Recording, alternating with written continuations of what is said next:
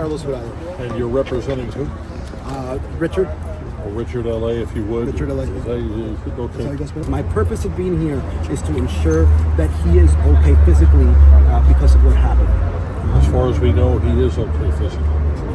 That's a general sentiment, but I haven't seen him. I haven't seen him in person, so I don't like to believe anything that I don't see with clear evidence. I have no evidence of that. Are you going to be asking the United States Attorney's Office to defer anything in the way of criminal charges until the actual immigration charges are presented to you and you can evaluate them? So at this point, what we're doing is we're going to be working together with the ICOU, Cherla, and a couple other community groups, and so we'll come up with a plan of action, and we'll see how that goes. Hopefully, and you'll be able to do it before, again, these charges they're talking about right now, assault on federal officers, that would be an arraignment tomorrow.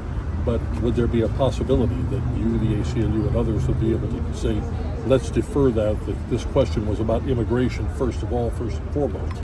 Yeah, my experience states that that's not going to happen. I think that they will likely push the criminal aspect first, and then let us deal with the immigration aspect second. You're a little bit disturbed that normally when this type of thing happens, you're able to talk to your client, you'll be able to reassure them of certain things and get some facts.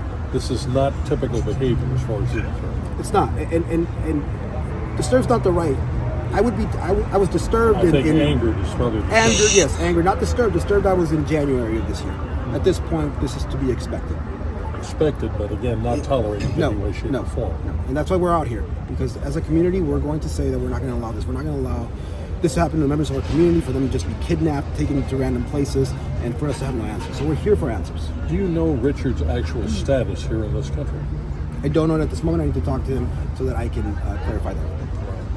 Counselor, thank you very much for putting up with it. Were you able to go into the hospital to talk with him in any way, shape, or form, or what is the current status of what he is? I was able to enter the hospital. I was never allowed to see him in any way, shape, or form. So yeah, I was allowed to go into the hospital, but no one ever let me up to his room. When you're looking at what is going to be happening, you're an immigration attorney. What charges technically is he facing on an immigration status? What do you know at this point? I know nothing, because so typically what happens in these cases is that there's two documents that are going to be filed by the Department of Homeland Security. One is an NTA, a notice to appear. The second one is an I-213, which shows exactly why he's being charged with what he's being charged with on the NTA. I haven't seen those documents.